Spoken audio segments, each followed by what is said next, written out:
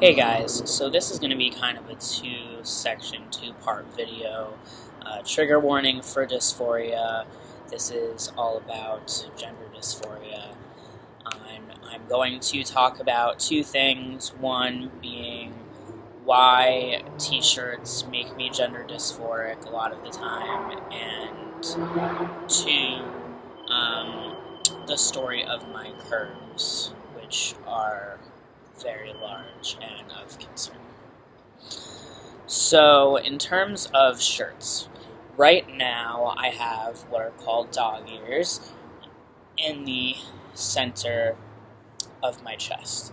And so normally you would think, okay, well, during surgery, at least while I'm healing, I can feel really comfortable and masculine and like less dysphoric in my shirts because at least that's covered up and nobody would really know. But for me, it's not really that simple because, and these are much smaller than they were, but with my dog ears, my shirts don't lay exactly flat. I'm going to have a revision, which is going to finish correcting a few things, and that will all change. But through these few months, I've had to be really, really patient, and it's really hard. I've been really dysphoric about a part of my body that I was so dysphoric about that I went and had surgery to change, and now I'm not supposed to feel super dysphoric about this body part, but I haven't finished my process yet. I need to have this revision, and then hopefully I'll feel less dysphoric. But it's tough. I feel like t-shirts can be a really great, or any type of top or shirt can be a really great security blanket after top surgery when you're uncomfortable about your scars or you're worried about safety. And it's just really tough when you have dog ears and a lot of swelling that,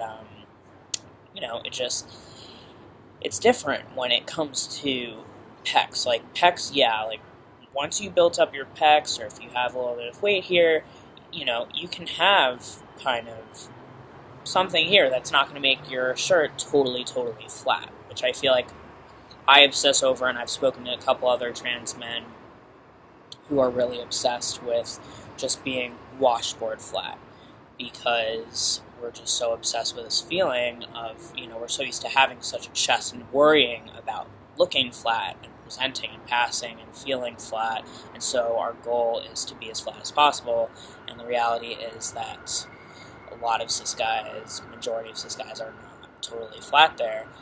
So it wouldn't be an issue, except for the fact that my dog ears are so close together and right here in the center. So it's not like they're bumps from the nipples, which my nipples actually look like more flat in my shirts than my dog ears. So that is dysphoria right there. It's really frustrating. And I know it's temporary, and so I just keep trying to tell myself that. I was going to talk about my curves. So I'm going to stand up and show you. These are my curves. I hate them. I've hated them my entire life. And I've always felt, at least at minimum, body dysmorphic, but also gender dysphoric about them. I feel like they make me feel and look really feminine, and I do everything I can to try and get rid of them. But there are a couple things at play here. One is the way that testosterone can change around your fat, displace your fat around, and for me, I seem to still get a lot of fat at my hips and my stomach. Second is genetics. So a lot of people in my family, parents included, all got hips. They just do. But yesterday, my mom reminded me when I was complaining about my hips, something that a doctor told me many, many years ago that I had, I guess, blocked out. And I have scoliosis in my lower back, which now is mostly pretty much corrected. But growing up, I had to wear a body brace for 2 years. It looked like a massive, contraption. It was a really intense, difficult time in my life, and having scoliosis caused me a lot of pain and trauma, physically and emotionally. I did not want to get surgery to correct it because I love sports, but the point is that through all of that, I learned that those who have scoliosis tend to get fat and collect fat primarily around their hips. So basically what that means is no matter how hard I work at it, not only can I not deal with the bone, like the hip bones are there, big hip bones are there, they're there, but in terms of burning fat there, it's really, really, really hard for me. And it makes so much sense even when I think about it at my lowest weight, which is usually 125. That's my lowest safe weight. And at 125, I still have hips. I do. They're prominent. That's like where my fat goes. And I'm having a really hard time accepting that and dealing with that dysphoria.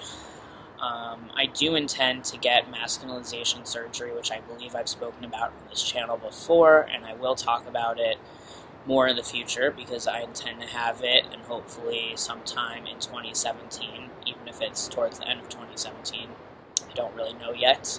I'm trying to get through my top surgery revision, but the point is that I intend to have that, and therefore I will have, some liposuction and whatnot, and have my fat redistributed, so that way, hopefully, I won't have as big of a hip, and I intend to continue to try and burn fat over the course of the time before that, so that I'm ready. So I know, in a way, that it's not forever, probably, but the thing is that I know I am predisposed to it, I have to deal with it now, and it's just something that I have to accept that my body does naturally, and that's really hard when you're born in the wrong body that doesn't match your gender.